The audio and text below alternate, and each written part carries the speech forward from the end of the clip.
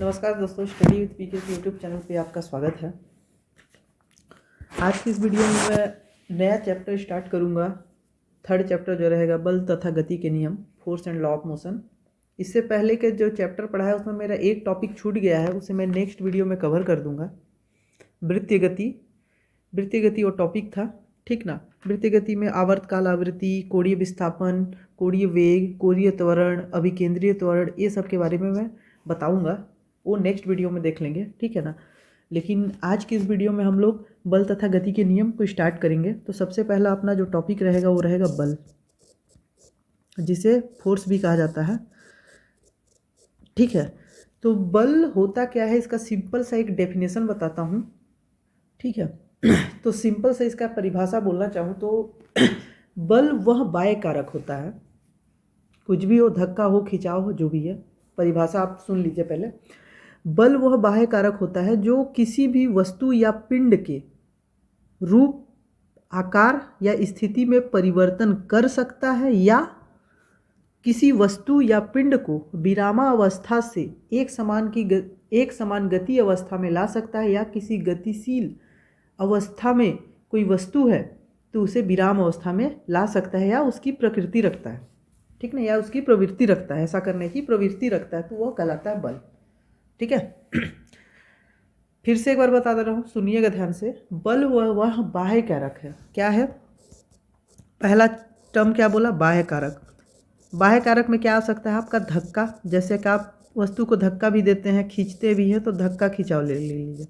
तो बल वह बाह्य कारक है जो किसी पिंड या वस्तु के रूप को, आकार को या स्थिति को परिवर्तित कर सकता है या करने की प्रवृत्ति रखता है। उसके अलावा किसी वस्तु या पिंड जो विरामावस्था में है, जो रुकी हुई अवस्था में है, उसे गतिशील अवस्था में भी ला सकता है, तो उसे ही बल कहा जाता है। तो जैसे बाह्य कारक में बताया बल, जैसे धक्का और खिंचाव बताया, तो हम लोग अपने जनरल जो रेगुलर जीवन रहता, दैनिक जीवन रहता है, उसमें भी बल का अधिकतर उपयोग करते हैं। जैसे कि बल का उपयोग करके क्या करेंगे हम लोग, एक वस्तु को एक स्थान से दूसरे स्थान तक उठा के ले जाने के लिए, खींचने के लिए, ढकेलने के लिए, मोड़ने के लिए, तोड़ने के लिए, दबाने के लिए, कुछ भी काम में हम लोग बल का यूज करते हैं, ठीक है। तो बल का परिभाषा आपको समझ में आ ही गया होगा, ठीक है। तो बल द्वारा क्या क्या हो सकता है, ठीक है ना। बल द्वारा क्या क्या हो सकता है, चलिए इसको मैं लिख देता हूँ। जैसे परिभाषा के रूप में भी बता ही दिया, तो एक बार लिख के भी बता देता हूँ। तो बल का उपयोग कर हम लोग क्या क्या कर सकते हैं, क्या क्या परिवर्तन कर सकते हैं बल के द्वारा हम लोग। तो रुकी हुई वस्तु को क्या कर सकते हैं हम लोग, रुकी हुई वस्तु को गति अवस्था में ला सकते हैं। ये डेफिनेशन में भी बताया कि विरामावस्था की वस्तु या पिंड को हम लोग गति अवस्था में ला सकते हैं, किसके द्वारा? बल द्वारा, ठीक है। और क्या कर सकते हैं हम लोग, गतिशील जो चल रही वस्तु, गतिशील वस्तु को हम लोग रोक सकते हैं, ये भी बल द्वारा। गतिशील वस्तु को रोक सकते हैं, या धीमा या तेज भी कर सकते हैं,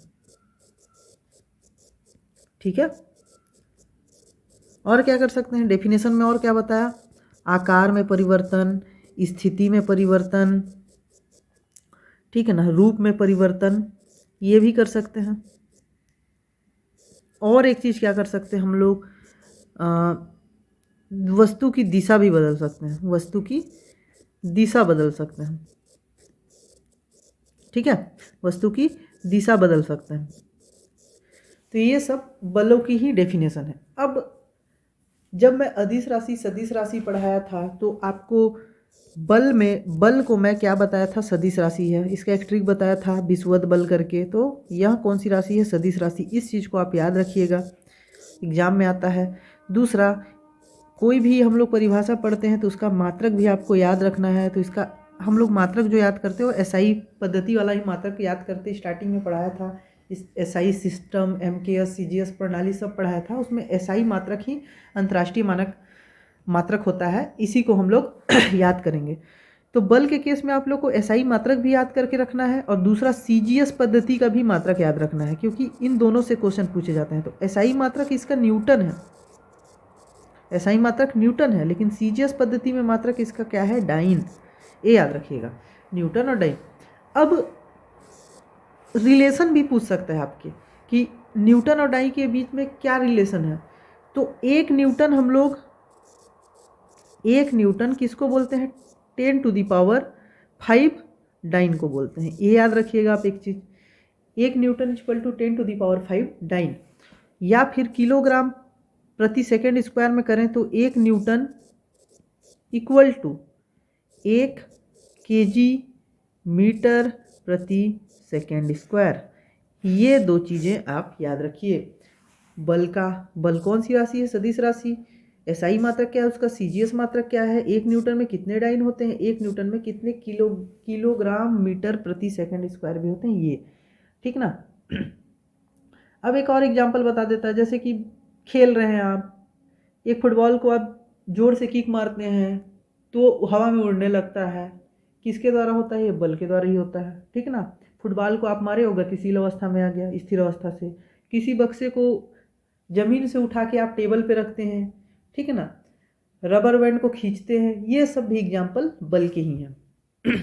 अब बल कौन कौन से रूप में रहता है प्रकृति में, वैसे देखा जाए तो बल के अनेक रूप होते हैं, लेकिन कुछ जो इम्पोर्टेंट बल होते हैं, ठीक ना। बल कौन कौन से टाइप के होते हैं, कुछ इंपॉर्टेंट बल हैं, उनके बारे में बारी बारी से आपको बताता हूँ। लगभग 4 बलों के बारे में बताऊंगा और उनका कुछ प्रॉपर्टीज़ के बारे में बताऊंगा, ठीक ना। उसके बाद बलों के प्रकार बताऊंगा, ठीक है। तो पहला जो बल है वो है गुरुत्वाकर्षण बल। नाम तो आपने सुना ही होगा। प्रकृति में उपस्थित यह भी एक बल का प्रकार है।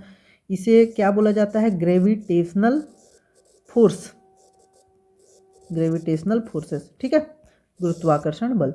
अब ये क्या होता है तो जमीन मतलब पृथ्वी में उपस्थित जितने भी कण हैं, ठीक है, एक कण दूसरे कण को अपने द्रव्यमान के कारण क्या करता है, खींचता है। एक कण है, ये कण है, ये कण जो है फर्स्ट कण है, पहला वस्तु है, दूसरा कण है।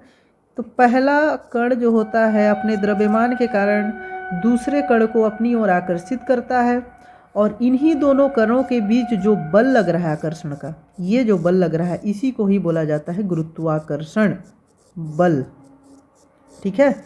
मतलब कि एक कण अपने द्रव्यमान के द्वारा दूसरे कण को अपनी ओर आकर्षित करता है, और उन दोनों कणों के बीच जो आकर्षण बल लगता है उसी को कहा जाता है गुरुत्वाकर्षण बल। अब ये तो परिभाषा हो गया। अब इसमें याद रखने वाली क्या चीज़ें हैं जो एग्जाम में पूछा जाता है, तो याद रखिएगा। इसका प्रॉपर्टी याद रखिए, पृथ्वी पर उपस्थित सबसे कमजोर बल जो है, पृथ्वी पर उपस्थित सबसे कमजोर बल यही है। कौन सा बल, गुरुत्वाकर्षण बल है, ठीक है। दूसरा टर्म, यह हल्की और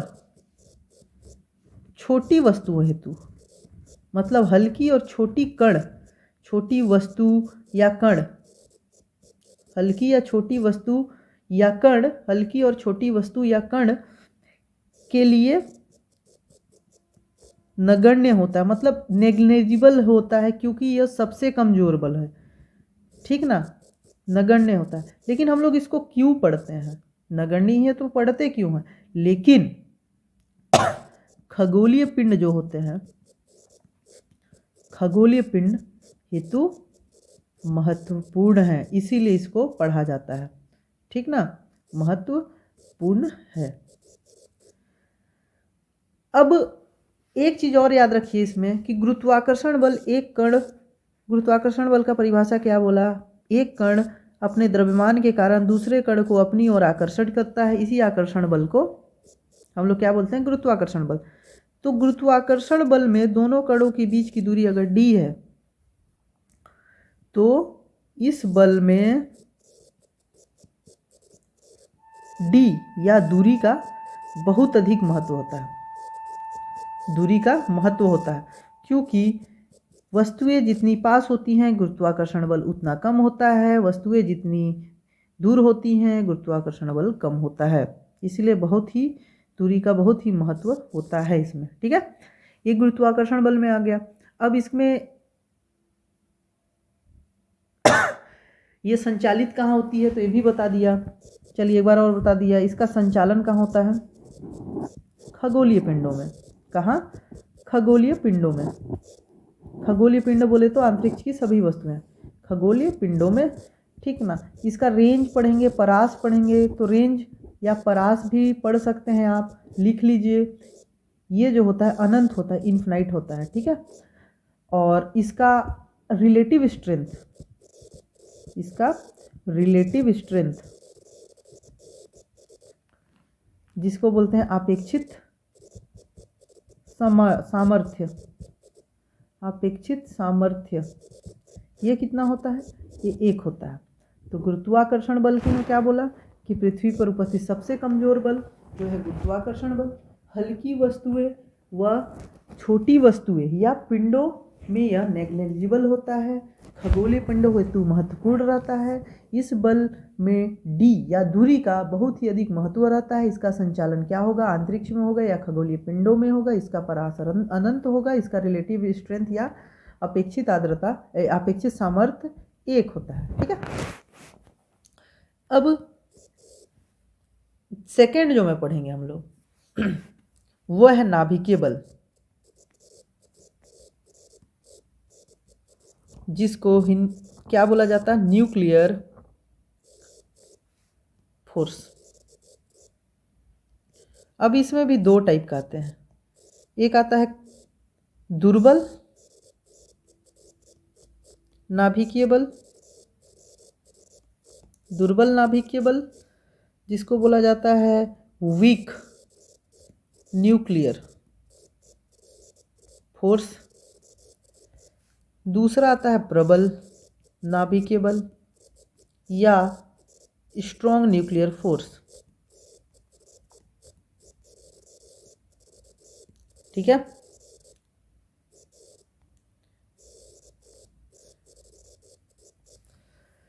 चलिए दुर्बल नाभिकीय बल क्या होता है?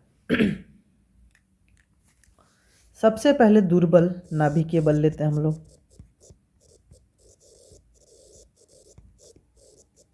इसका सबसे पहला जो पॉइंट है वो है इसका उत्सर्जन।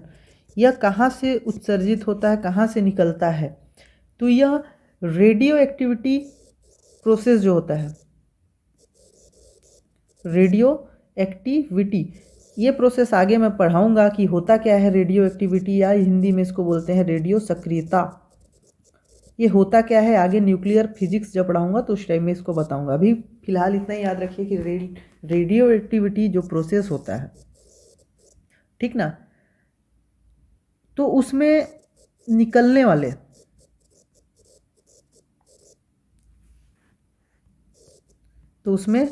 वाले कौन सा बीटा कण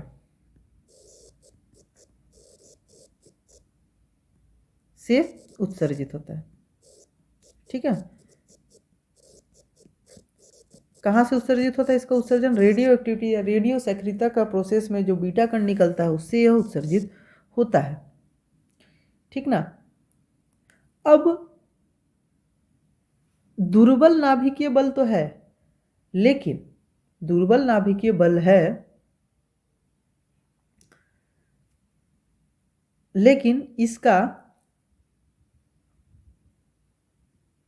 दुर्बल नाभिकीय बल है, लेकिन यह मतलब प्रकृति में उपस्थित सबसे कमजोर बल जो होता है गुरुत्वाकर्षण बल। ठीक ना, लेकिन ये इसका नाम अगर दुर्बल नाभिकीय बल है, फिर भी यह गुरुत्वाकर्षण बल, जो गुरुत्वाकर्षण बल रहेगा उससे कितना गुना अधिक रहेगा? 10 के घात में 25 गुना ज़्यादा रहता है यह बल। ठीक ना, इसका संचालन कहाँ होगा? तो इसका संचालन भी देख लीजिए। तो इसका संचालन जो होता है प्रोटॉन न्यूट्रॉन, ये 2 चीज़ों में संचालित होता है। नेक्स्ट इसका रेंज देख लीजिए या परास देख लीजिए। रेंज जिसको हम लोग परास भी बोलते हैं, तो इसका परास जो रहेगा बहुत ही छोटा रहेगा, ठीक है ना। 10⁻⁻16 रहता है मीटर, इतना इसका रेंज रहता है। पांचवा इसका अपेक्षित सामर्थ्य या रिलेटिव स्ट्रेंथ, अपेक्षित सामर्थ्य या रिलेटिव स्ट्रेंथ, यह जो रहेगा 10⁻25, ये जो रहता है, क्योंकि गुरुत्वाकर्षण बल का कितना बताया था 1, और मैं बताया कि गुरुत्वाकर्षण बल से 10⁻25 ज़्यादा, मतलब 10⁻25 गुना ज़्यादा रहता है। तो 1 का गुणा 10⁻25 से करोगे आप तो इतना ही आएगा, तो इसलिए इसका सामर्थ्य 10⁻25 रहता है, ठीक है। अब इसी में एक आया बताया था प्रबल नाभिकीय बल, प्रबल नाभिकीय बल, स्ट्रॉन्ग न्यूक्लियर फोर्सेस।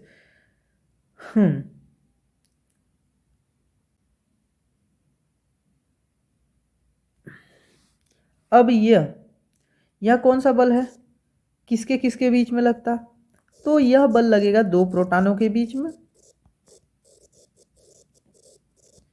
या प्रोटॉन एवं न्यूट्रॉन के बीच में लगने वाला बल, प्रोटॉन एवं न्यूट्रॉन के बीच का आकर्षण बल, ठीक है ना। दो प्रोटॉनों के बीच का आकर्षण बल या एक प्रोटॉन और एक न्यूट्रॉन के बीच के आकर्षण बल को प्रबल नाभिकीय बल कहते हैं, ठीक है, याद रखिएगा। अब इसका जो परास रहता है, उसका जो रेंज रहेगा यह बहुत कम रहेगा, रेंज जो रहेगा बहुत कम रहेगा, ठीक है ना, ये याद रखिएगा। 10⁻⁻15 मीटर, ठीक है। अब यह बल कण के आवेश पर निर्भर नहीं करता है, लिखने का जरूरत नहीं है, ठीक ना।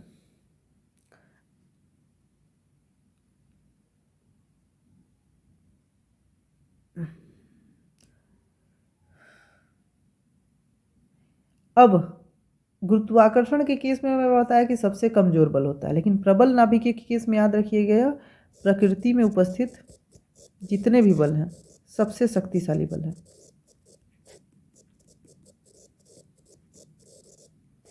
जितने भी बल हैं सबसे शक्तिशाली बल है कौन सा, प्रबल नाभिकीय बल। सबसे शक्तिशाली बल पूछा जाए तो प्रबल नाभिकीय बल, सबसे कमजोर बल पूछा जाए तो गुरुत्वाकर्षण बल, ठीक है। गुरुत्वाकर्षण बल से कितना गुना होता है, गुरुत्वाकर्षण बल से 10⁻38 गुना अधिक, तो इसका सामर्थ्य कितना होगा, तो इसका अपेक्षित सामर्थ्य कितना होगा। गुरुत्वाकर्षण बल का तो अपेक्षित सामर्थ्य 1 था, तो इसका कितना होगा, क्योंकि ये 10⁻38 गुना ज़्यादा है, इसलिए 10⁻38 इसका अपेक्षित सामर्थ्य होगा, ठीक ना। अब इसका संचालन कहाँ होगा, संचालन तो भूल ही गया बताना, तो इसका संचालन जो होता है न्यूक्लियॉन, ठीक ना, न्यूक्लियॉन में इसका संचालन होता है। न्यूक्लियॉन क्या है, आगे जब न्यूक्लियर फिजिक्स पढ़ाऊंगा तो उसमें हो जाएगा, ठीक है। इतना हो गया, नाभिकीय बल भी बता दिया, दुर्बल और प्रबल गुरुत्वाकर्षण बल भी बता दिया परिभाषा के साथ। एक बल और याद रखिएगा, ठीक है, विद्युत चुंबकीय बल या इलेक्ट्रोमैग्नेटिक फोर्सेस, ठीक है, विद्युत चुंबकीय बल या इलेक्ट्रोमैग्नेटिक फोर्सेस क्या होता है। विद्युत चुंबकीय में लिखता हूं, पहले देखिए, इसमें दो वर्ड है, एक विद्युत और एक चुंबकीय, दो वर्ड है विद्युत चुंबकीय। तो विद्युत बल और चुंबकीय बल का कॉम्बिनेशन ही विद्युत चुंबकीय बल कहलाता है, ठीक है। हाँ।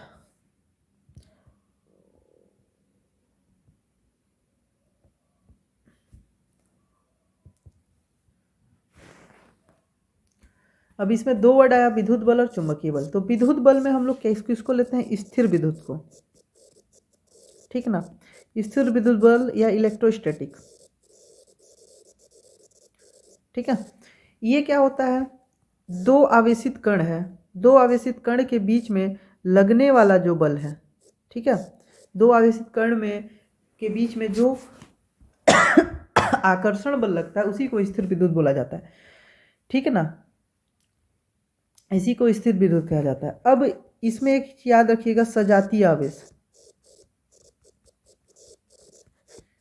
सजातीय आवेश है, मतलब ये इसमें भी, इस कण में भी पॉजिटिव है, इसमें भी पॉजिटिव है, तो ये दोनों सेम है, मतलब सजातीय आवेश है दोनों में। तो ये क्या करेंगे, दूसरे को विकर्षित करेंगे, विकर्षण करेंगे, मतलब एक दूसरे को दूर फेंकेंगे, दूर ढकेलेंगे।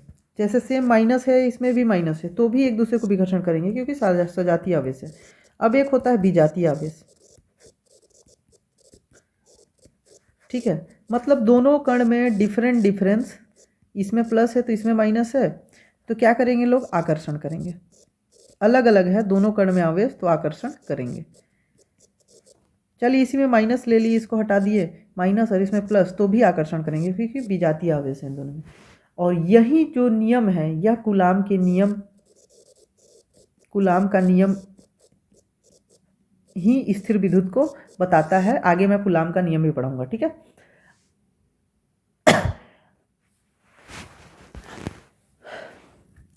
अब देखिए, इसमें तो मैं बता दिए पॉजिटिव और नेगेटिव का, ठीक है ना, इलेक्ट्रॉन और प्रोटॉन, इलेक्ट्रॉन बोले तो नेगेटिव, प्रोटॉन बोले तो पॉजिटिव, ये दोनों आवेशित कण होते हैं। सजातीय आवेश रहते हैं तो एक दूसरे को विकर्षित करेंगे, विजातीय आवेश रहेंगे तो एक दूसरे को आकर्षित करेंगे।